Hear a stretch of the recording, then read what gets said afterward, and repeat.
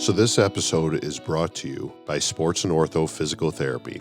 I'm here with Dahlia Fahmy, owner of Sports and Ortho, where they specialize in rehabilitation services of fire and police.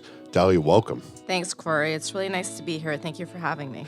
How long does it typically take for you guys to get an injured person back to work, let's say after like a surgery? Our average, Corey, is less than 5 months, even for big surgeries like ACL repairs or rotator cuff surgery.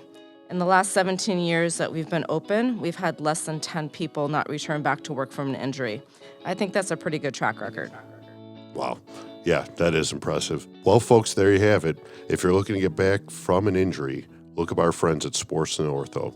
They have 7 locations across Chicagoland. You can find them online at sportsandortho.net.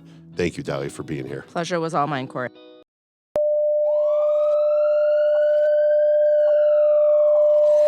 Engine 1, Engine 4, Truck 2, Truck 10, Ambulance 82, Battalion 2, Fire 1020 North Main, help is on the way.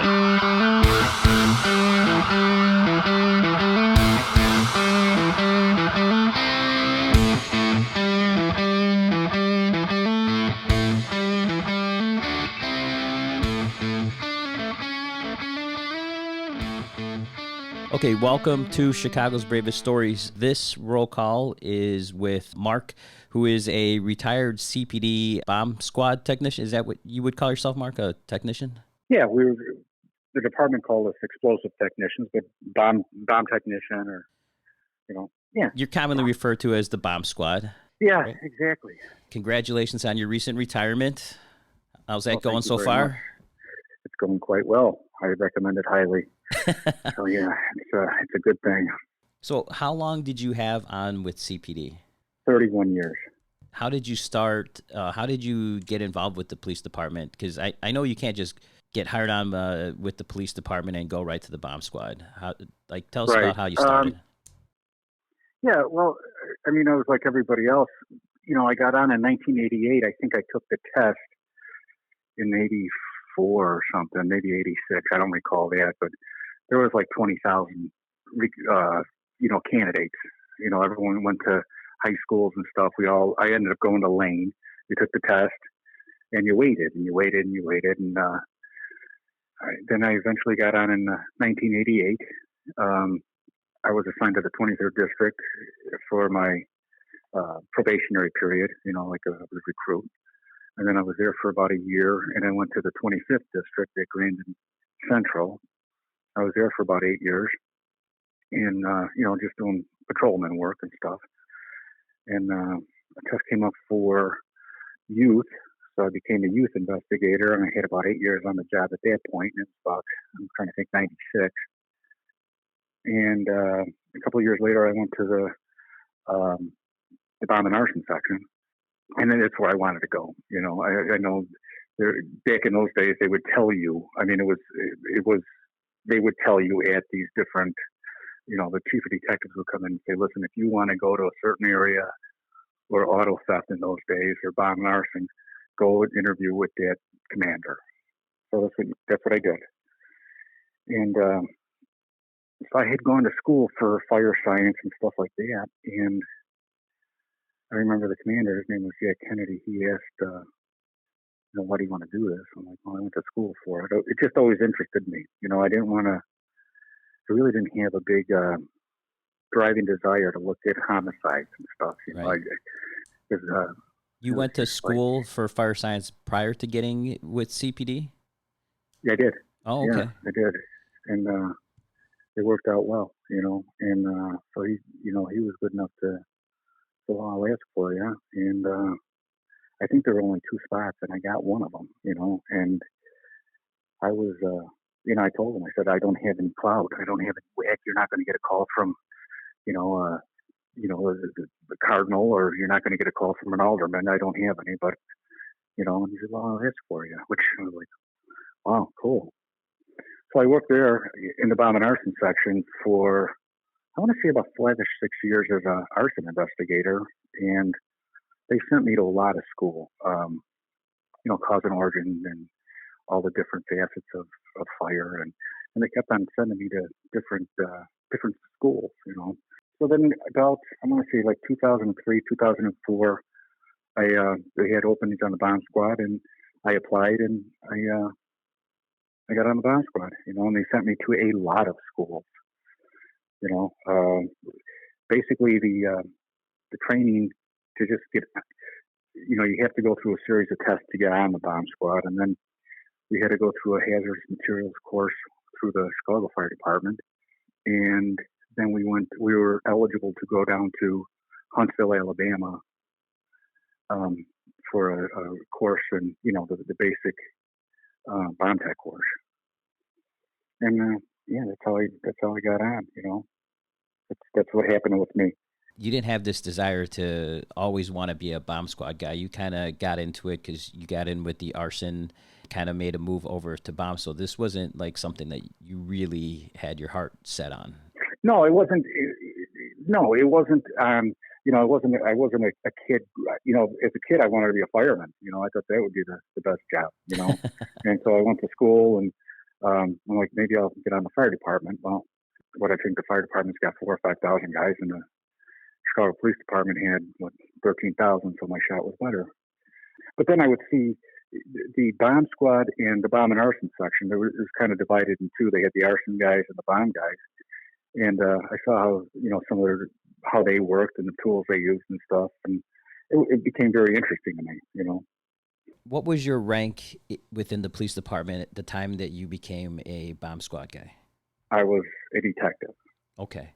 Can a patrolman be on the bomb squad, or you got to have some time on before you can get that spot? Yeah, I believe that you have to have at least 5 years on. That's now. Back when I got on, you had to be a detective. So I was a detective, and I was eligible to apply for the bomb squad. I don't think they have that now, though. I think you can be a patrolman and get on the bomb squad after 5 years of being, employed by the city. We know with the police department. Well, I think in talking to somebody about that they may have changed that requirement because so many guys were coming out of the military with really good experience in that field that they didn't want to miss out on really qualified guys to move in those positions. Yeah, and that very well could be the case. I don't know. I know we have former military in the bomb squad, and I don't know if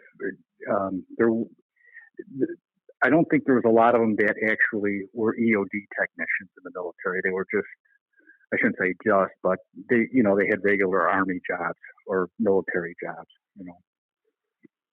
But it couldn't hurt. I'm sure if you walked in and said, listen, I got I was in the military and did an EOD, it wouldn't hurt you, Right. Is there a big distinction between, and I'm sure you've had some kind of training that involved like military type stuff. Is there a distinct difference between bomb disposal in the private sector versus the military? Yeah, I would say there is. And I think if you were looking at somebody who's a military bomb disposal guy, he's probably very well versed in military ordinance, probably ours and theirs. With the influx of the IEDs and all this and that, I would imagine they're getting better intel than we are, or at least faster intel.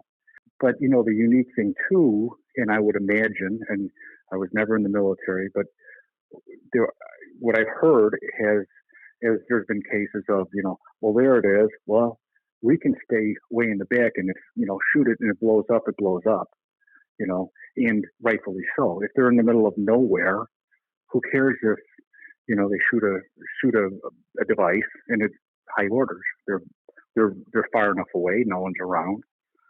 And God bless them. We don't have that luxury, you're doing your best not to get the thing to go off.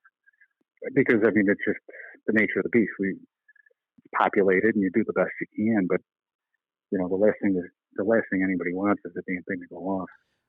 Well, I can imagine that 31 years on, that the technology in the bomb squad has changed dramatically from the time that you started to the time that you retired. things got way more sophisticated for you? You had a lot more tools at your disposal? Absolutely. Absolutely. It's amazing. And, I was there. How the passage of time goes on, and I didn't realize how long I had been there, but I remember, and people of my age who were in the bomb world, we would joke they had wet film. It was, you would take a picture, it was an x-ray, and, especially in the winter, the first order of business was you had this, it was like an envelope, and it had, basically it was a Polaroid camera, Instamatic. And here's the thing. I know people that are listening to this conversation, they have no idea what I'm talking about. But about a Polaroid camera? That's the truth. Yeah. I mean, and that was, that was cutting edge where, you would take a picture and you would process it. We had our own processors in the truck, and you would get, a hard photographic paper of the image you were looking at. That was it. And in the winter, you would take this envelope and you would put it on, like underneath your jacket, on your chest, so that those chemicals wouldn't freeze.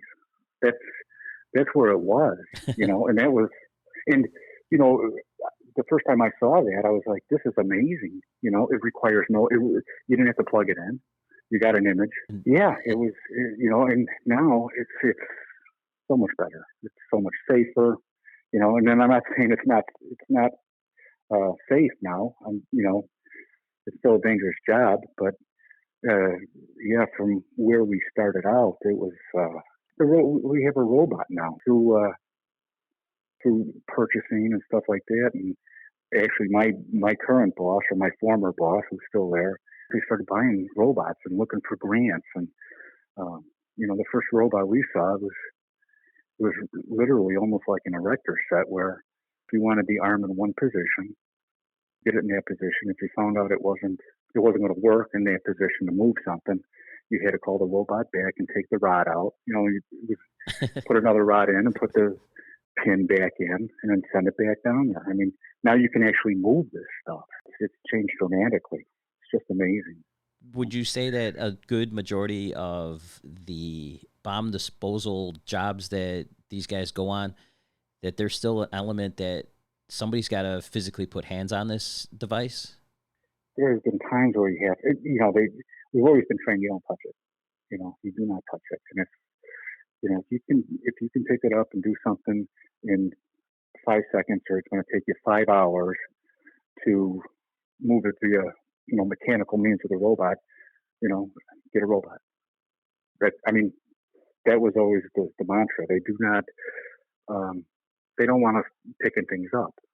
The truth is, there's times where you're in a situation, you're like, I can't get a robot up here. I can't use all the tools that I need to use. So, there's times where you got to pick something up. But you're doing a very thorough threat assessment. What is this thing? That's the big part of the job, is doing a thorough, correct threat assessment. With what you're telling me right now, you're making me believe that all those movies that I've seen are completely way off, with the guy putting on the suit, going out there and just start playing with this thing and dealing with all that. That's all like last resort stuff, right? Absolutely. Yeah. Yeah. I mean, if we can use mechanical means to approach something, that's what we're going to do. Now to turn around and say, well, so we never wear the suit. Yeah, there's all kinds of times you have to put the suit on. It's just the nature of the beast. Do you remember the first time that you actually had to go out and physically disarm a device or manipulate a device, or find out that it was, what was your first job as a bomb disposal guy? I don't remember one. I've got a few that stand out, but I remember one of the first times I put the suit on. It was downtown. We were on Michigan Avenue. So that's high profile. Then you're on Michigan Avenue in a bomb suit. Like you're about as high profile as they get. You got 1 million cameras on you. There's got to be tons of people around. What time is this, during the day when everybody's out? Yeah, it was. Yeah, I mean, it was as high profile as you can get. Really, just a ton of people out there and stuff. Someone had set a briefcase or a piece of luggage, a small piece of luggage near the garbage can. So I don't think we had the robotics as we did today. And so, you put the suit on, and my sergeant was there, and he's like, listen, you understand there's all kinds of cameras. And I'm like, yeah, put the suit on, take your time, got it, okay. So I did this, and when they put that suit on you, the last thing they put on is the helmet, and then they plug you in, and you get ambient air. It's not, we're not like you guys. We're not like the firemen where, you have to wear the air pass. You're just getting ambient air, which is just basically a fan is blowing on you. Yeah, just basically a fan is blowing inside the suit. Put the helmet on you, and it's silent. Unless somebody's screaming through that glass at you, it's just a weird feeling. I guess it would be the closest thing that I could imagine being like an astronaut, because all I heard was my breathing and my heart. My heart. It wasn't out of fear, but it's quiet, and it's a surreal feeling. And I've been on jobs since where you put that suit on, and you're walking down downtown, and it's empty. It's completely empty. It's been evacuated, and it's you in this device. And you look back, and the fire truck is back there, and the ambulance is back there, and you realize, they've called them for you. That's, they called the fire department for you. That was our protocol. Right. It's not a fearful feeling. It's just like, wow, this is it. This is the big show, kind of a neat thing. What was the outcome of that device that you're recalling on Michigan Avenue? No, it was garbage. It was just a piece of, trash. But the circumstances surrounding it, I guess somebody had dropped this thing off near a garbage can, went into a store, or obviously they picked up a bag. They dropped their old one off. They just left it on the street. And, at the time, I'm trying to think, it was post 9/11, and, they got concerned. And so we called out the troops. And can you tell me about a time where it was a legit bomb that you were actually called out or kind of stumbled upon, or like one that was legit? Because I have to imagine that a ton of these call outs that you guys get wind up being something just like that, where somebody, right, homeless guy carrying a suitcase, just leaves it behind, and now it's a suspicious package. Right. Can you tell me a time where you went out and it was legit? Yeah, there was a job at City Hall, and somebody had mailed, going to the mayor, a device, and they caught it in the mail, the incoming mail at City Hall, and they called us, and we took care of it. It wasn't really that sophisticated, but basically in theory it could have detonated, but it wouldn't. It was kind of like, certainly wasn't computer components and stuff like that. It was a real kind of a mousetrap, Rube Goldberg type of setup. So yeah, I mean, it was classified as a legitimate device, and he had mailed stuff to various elected officials. And they ended up catching them and locking them up, Oh, okay. And no one was hurt, but he was scaring the hell out of the politicians and stuff. During your time on the Bottom Arson Squad, did you have any of your members get injured? I got injured. I got injured doing a disposal. There were some chemicals that were labeled oxidizers, and what you want to do with those is you leave everything, you separate them between the fuels and the oxidizers and stuff. Well, I put two oxidizers together, and one actually was so much stronger than the other. It made the other one a fuel, and it ignited on me, so. While you were working on this device, you combined two oxidizers? Oh, no. This was two separate and completely different incidents. Oh, one okay. was just a disposal operation, and this the one at City Hall was we dismantled it without incident, sent it off to. But the time you got hurt, you were working on a explosive device? No, they were just chemicals we were disposing of. Oh, it okay. was really kind of okay. I didn't know that you guys responded to stuff like that. what had happened is we don't. So they were chemicals that the city had purchased for the arson. It was like the arson section, and it was one of the, hey, we should get rid of this, cleaning out the storeroom type of thing. And so okay, next Tuesday we'll get rid of it. So we all went down there, and we had other items to dispose of. And we started putting this one together and that one together, and the thing took off on me. Dang. What was the extent of your injuries? I was blind for a couple hours, and I had burnt my hands and my face. I'm okay now. I mean, God bless him. And I'll tell you the truth. I know firemen were right there, and one of my fellow techs, the female, Cindy, she had enough presence of mind to start flushing out my eyes and stuff right away with a bottle of water. And the fire department came. They came right away, and they bailed my bacon out of the fire. So we like the firemen. Yeah, really. I mean, honest to God. I know it sounds like a public service announcement, but yeah, I like the firemen. Don't forget, you're on the podcast Chicago's Bravest Story, so I don't think anybody's going to give you too much of a hard time about it. Yeah. No, I mean, we've done a lot of work with the fire department as one of the, arson guys. And, on the bomb site, we work with the hazmat guys a lot. And I never walked into a firehouse and, one of these guys, a fireman didn't offer me a cup of coffee or, hey, we got soup in the back if you want something. Yeah, I can't complain. It's funny that you bring that story up, because I have here in my notes, one of the things I wanted to ask you is if you still have your original eyebrows, being a bomb tech. Yes, they grew back.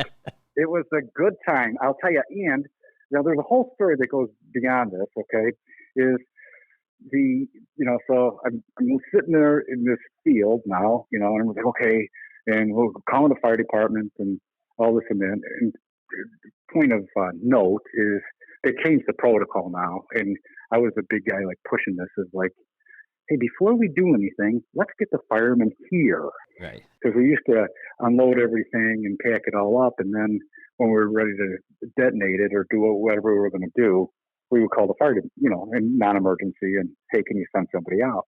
And they would send us a fire engine and an ambulance. Well, now it's like, hey, here's an idea. Let's call those guys first. We do that. And the other thing was, I'm like, okay, I hope I can see again. I was frightened, I hope I can see again. And the engine company gets there and like, okay, you find out what happened. All right, you got to get your clothes off so we can decontaminate you. And you're pouring spraying water on me, and it wasn't a, heavy stream or anything. But I'm sitting here. So I'm sitting in this field in my underpants, and the firemen are there, and my teammates are there, and bomb squad guys, they are compassionate in this. Of course, they're like, hey, nice whitey tidies and all this and that. So it was enjoyable, and of course, there's 2 female paramedics, so I had to feel like a jerk around them. And so yeah, I'm thinking, I'm sitting here in my underpants in the field and in the mud, and at least it's not raining. And then it started to rain. And God bless her, the paramedics got there and scooped me up, and she's like, "You want some morphine?" I'm like, "Yeah." I don't know if that was for my injuries or the embarrassment, but I got a little morphine out of the deal. I'm a happy guy, Well, good. I mean, yeah, absolutely. Why not? That's totally indicated in that situation. So I'm glad they hooked you up. Hats off to those guys who took care of you. Yeah, absolutely. One of the other things I wanted to talk about, now it all depends on your how often you watch these bomb movies, but I have a list of couple movies that I wanted to go through and get your opinion of, but you have to tell me if you've seen it. Have you seen the movie Blown Away with Jeff Bridges, where he's a Boston bomb guy? And the guy from... How realistic is that guy's character? He just is kind of like a rebel bomb guy going on, and I think he's an instructor at the Boston Police Department or something like that. Anything from that movie that you would be like, oh yeah, that's totally legit how he did it, or this is just total bullshit? No. I started watching it. Somewhere along the line, he's at I think if it's the same one, he's at a birthday party or something for his child, and he gets the call and off he goes, and he pulls up and everything's blocked off, and he gets out of the car in his Hawaiian shirt and flip flops, and hang on a second, I got this. And, 2 minutes later, it's done. It's never like that. It's never been like that. Never happened. And if I remember correctly, wasn't it like a really good looking woman that he was like the bomb was under or something like that? And, yeah, it could have been. I don't recall. I kind of lost interest when I thought, he gets out of the car and he's wearing a Hawaiian shirt. Like, that was it for you, huh? That was it. Yeah, I don't watch a whole lot of like the Hurt Locker people. Well, that was the next one on my list. That was the next one on my list. Part of the Hurt Locker. The suit is real. The suit is, that's the kind of suit we wear. Other than that, no, doesn't ring any bells. What about the movie? The way it happened. What about the movie Speed? There's a couple bomb disposal scenes in that movie. No, I don't think I ever saw that one. No, okay. Because here's the thing. We've trained and we've been trained on how to remove and how to counteract a device that is attached to a victim. We've done that. I mean, training wise, okay. But they don't. This whole thing is look at the timer and you got 30 seconds to do this. I've never run into that. Never.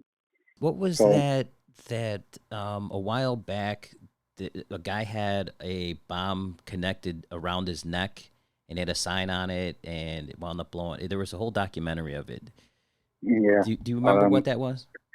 I know what you're talking about, and I want to say that happened in Minnesota. I could be 100% wrong. I shouldn't even be guessing at this, but yeah, he was like the victim, and they turned around. There was a whole like drama about like when they finally get around to finding out who it was, and it was really twisted.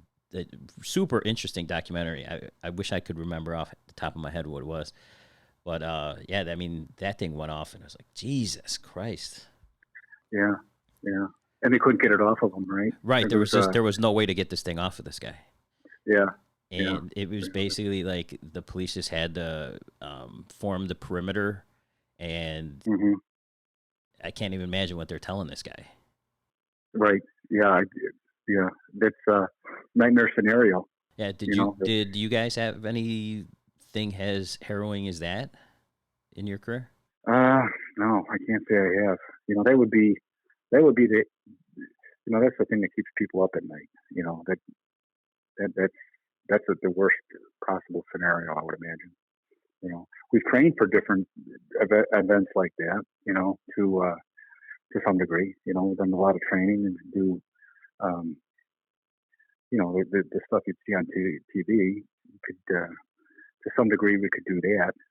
Like hand entry and stuff like that. We train on that. What is your biggest oh shit moment as a bomb guy in your career? I don't know, the whole oh shit moment thing. We've moved things that, we knew if we screw this up, we are screwed. We're going to have a real problem. Kind of a funny story. I was new, and they always had these scenarios that in school where you would have to, the scenario is it's a hand entry problem and this and that. So we go and, we all handle it. And this was back in the school, and turn around and I get back to work, and I'm working with my partner, Danny McGuire, God love him. And we get this job, and there's a suspicious package at the neonatal intensive care unit at Cook County Hospital. Okay, so off we go, and we get there, and we take a picture of this thing, an X-ray, and right in the middle of this box is the most beautiful looking hand grenade you ever want to see. The most beautiful looking what? Hand grenade. It was just a beautiful, clear picture of a hand grenade in this box. And that was an oh shit moment for me. And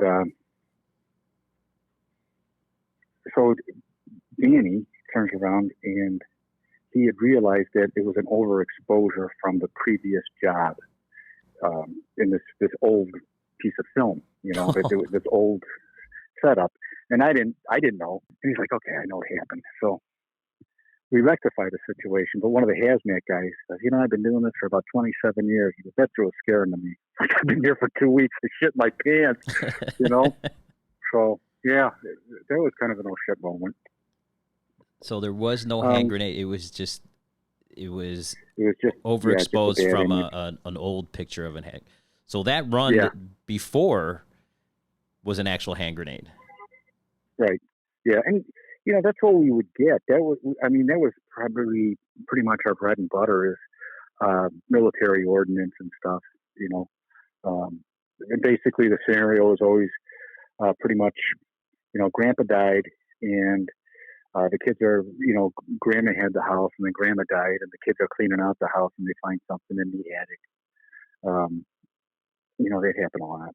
That happened quite a bit, so you'd have to go. And now there's the other thing is, you would talk to the next of kin because these people are passed away. And okay, where did where was your dad at? Well, he was in the Army. Was he in the Army? Well, yeah. Okay. Where did he fight? Or, well, we wanted to kind of ascertain what are we going to be looking at? What was era? It a Japanese ordinance? Yeah. Well, yeah, usually the ones I'm talking about. For some reason, after World War II, apparently these guys got off the ship and the Army was there saying, hey, listen, you did a good job with the Jerry's, have a couple of hand grenades. They were just giving them away. All these guys came home with hand grenades. So we were trying to figure out where this came from. And if it was, if it was ours, if it was the United States military, we had a pretty good idea how to handle it. The thing that got a little hairy was Japanese armaments. They use picric acid, which is, after time, it loses its stability. So you could have a problem with that. So that's what, was all part of the assessment is, okay, what am I going to find when I get there? And a lot of times, the grandkids didn't know or the children didn't know. Oh, my dad served in the Pacific. Okay. So he was fighting the Japanese. Did he bring this home as a souvenir? Right. Different types of explosives. So you had to be kind of well-versed in different explosives and stuff like that, So when you get one of these souvenir hand grenades or anything like that, and you guys take it, what do you do with it then? What do you, dispose of it? Yeah, we get rid of it. You don't detonate it? Yeah, that's what. Yeah, we would. Where do you go about doing that? Do you have those big containers or something, or you just take it out to a field? You can put it in the. Yeah, depending on what the parameters is, is it safe enough to be transported? Is it safe enough to detonate at a later time? Can we do this later, or do we have to do it right now? This thing is such a. It looks so fragile that I don't want to move it at all. You could. We're going to detonate it right in the house. You just you've done that where you've just exploded something inside the house? Yeah, we did it once. I did it once with my partner. It was a pipe bomb. There was nothing else we could do about it. There was nothing. It was in the basement. It was, it was shielded. It was underground. It was a typical Chicago basement. And somebody found a pipe bomb there, and it had made no sense to move it at that point. There would have been more of a hazard. So we rendered it safe in the house, and it worked. Well, I know you. Before we started recording, you said you had a couple stories. You want to give us one of them, unless we've already covered it. If you have, now would be a good time to, if you wanted to share one of those stories. I'm trying to think. I don't know. I guess I'd touch on the fact that we always got along real good with the fire department. I know there's that whole, whatever you want to call about it. Some guys. There's not really. There's no real. Yeah, I think when the chips are down, everyone comes together. Yeah. I know New York, they have a really hard relationship between the fire department and the police department. But in my experience, I'm out in the 11th district, and those guys are amazing. We get along with those guys great, and I never hear any, other houses talking that everything's in Chicago. At least we got a really good relationship, and I feel fortunate to be out there working with those guys. Yeah, good. I'm glad. I'm glad to hear that. Because, and I never, like I said, we did a lot of work with OFI, and those guys were always, there were times where we have a difference of opinion, but it was always respectful, which was fine. That's what we're supposed to do.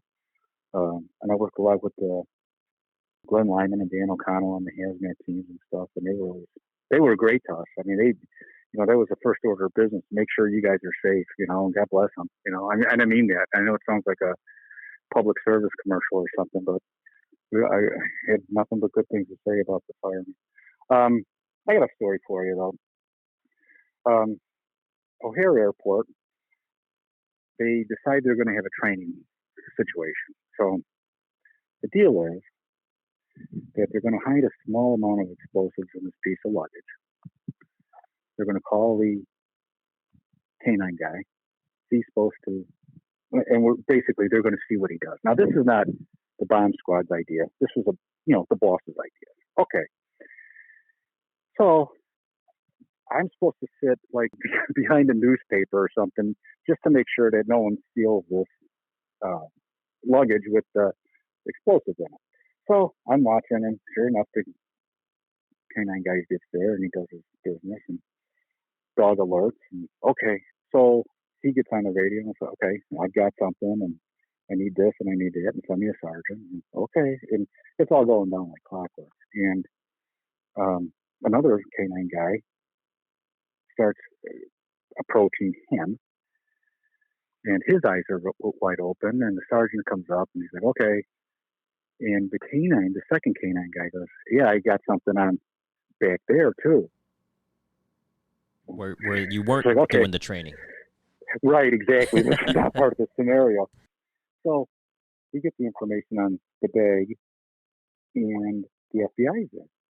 So listen, can you give me who owns this bag? Well, they're back in about 5 minutes. We discovered who owns the bag. We got people going to this guy's house.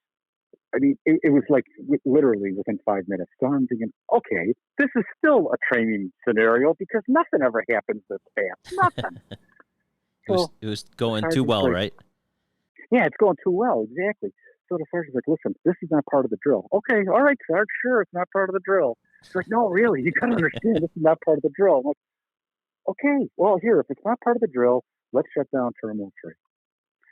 It's on the radio, "Shut down Terminal 3. I'm like, "Okay, this is not part of the drill." So we identify this piece of luggage, and we end up opening it up, and we do this dynamically, okay? And we're all set up to do this. We get a call. "All right, listen, hold off because the boss wants to see this." I'm like, "So it is part of the drill?" "No, it's not part of the drill." I was like, "Okay." But, it was just funny where, everybody got wound up, and then you couldn't tell if this was actually the real thing or not. And it was just like one of those goofy stories that you laugh about later.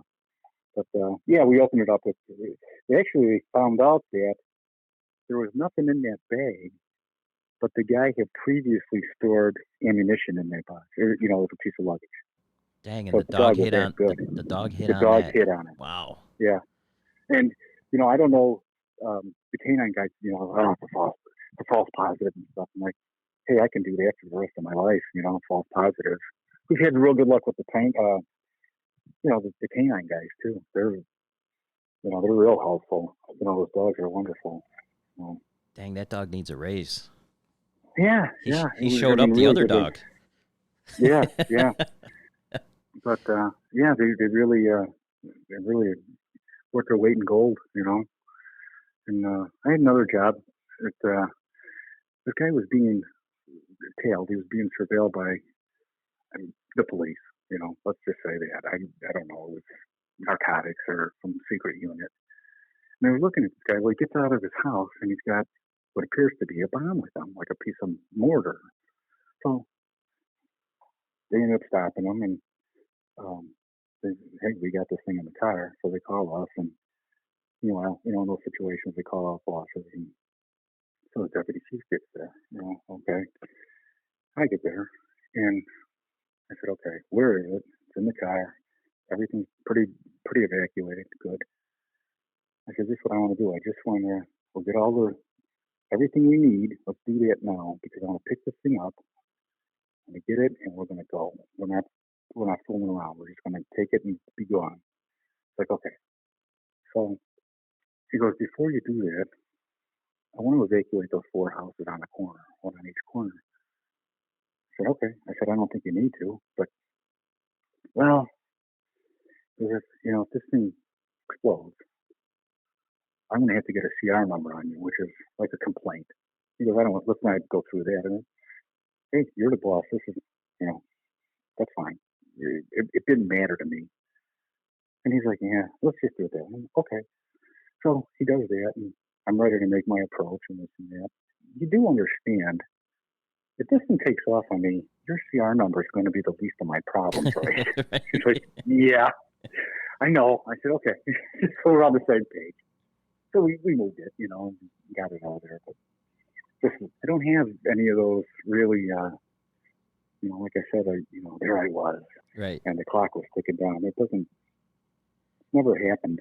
I'm sure other members have had other experiences, but it hasn't been the norm. Everyone's got those, I wish it didn't happen like this, Right. But, no. Well, so, no, go ahead. Well, let me ask you, so as an experienced bomb technician, if you had a choice between the red wire and the green wire, which one are you cutting? Yeah, we get that all the time. It doesn't matter. At that point, it doesn't matter, right? No, because, we're not looking, my whole thing is, they don't color code the wire for us. It's always been, you're looking at different aspects of what that wire does, Right. And we go from there. So, yeah, people ask us that all the time. Do they? And, yeah. Well, I mean, yeah, thank you so much for being on. I know we went back and forth a little bit. I'm happy that we finally got to do this and sit down with you. So thank you very much. I hope you enjoy the rest of your retirement. If you ever think of any more bomb stories, definitely send me a message and we'll get you back on and let everybody listen to those. I'm stories. sorry, I don't have that much of a. I wish I had something. There I was. Well, you know what, Mark? The essence of good storytelling is embellishment. So next time we'll formulate a plan. Okay, we'll have a pre-meeting. Yeah, we'll sit down. We'll watch a couple of these movies. So yeah, thank you, man. Yeah. I appreciate it. And everything that happened on the movies, it happened to me 4 times. Now you're getting it. Yeah. Okay. Yeah. All right, sir. Well, thank you very much. We appreciate you. Thank you for your service. Mark from CPD Bomb Squad. Thank you for retired. And this has been Chicago's Bravest Stories. Thank you. The opinions and views are that of Chicago's Bravest Stories podcast and their guests. They do not necessarily reflect the views of any municipal governments, fire protection districts, fire departments, EMS, or law enforcement organizations.